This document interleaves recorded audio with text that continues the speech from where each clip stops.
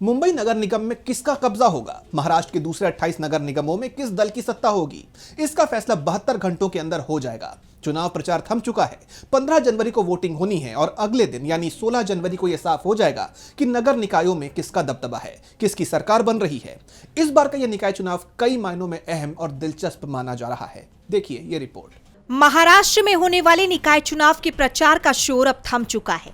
Mini विधानसभा कहे जाने वाले नगर निगम चुनाव की अब 15 जनवरी को वोटिंग होगी और अगले दिन यानी 16 जनवरी को नतीजों के साथ साफ हो जाएगा कि इन नगर निकायों की कमान किसके हाथों में जाती है।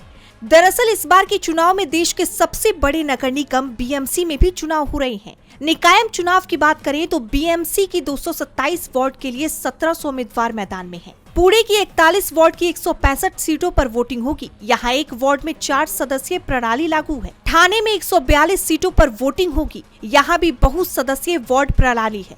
राज्य में कुल 29 नगर निगम है और सभी पर 15 जनवरी को ही वोटिंग हो रही है। सभी 29 निगमों को मिलाकर कुल 15,931 उम्मीदवार चुनाव लड़ रहे हैं। वोटिंग से पहले ही भाजपा और शिवसेना शिंदे गुट गठबंधन के 66 उम्मीदवार निर्विरोध जीत चुके हैं।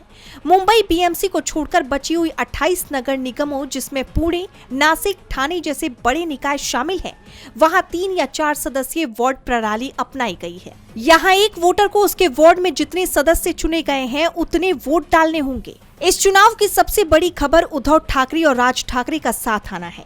20 साल बाद दोनों भाई एक मंच पर दिख रहे हैं, तो वहीं शरद पवार का परिवार एकजुट दिखाई दे रहा है। अजित पवार और शरद पवार की पार्टी गठबंधन कर चुनाव लड़ रही है।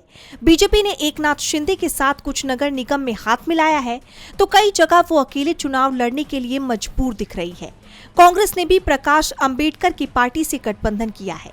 यानी बीएमसी चुनाव में इस बार नए गठबंधनों की भी बड़ी परीक्षा होनी है। इस परीक्षा में किसी कामयाबी मिलेगी, ये 16 जनवरी को साफ हो जाएगा। काउंटिंग सुबह 10 बजे से शुरू होगी और देर शाम तक सभी नतीजे घोषित हो सकते हैं। डीबी लाइव की रिपोर्ट।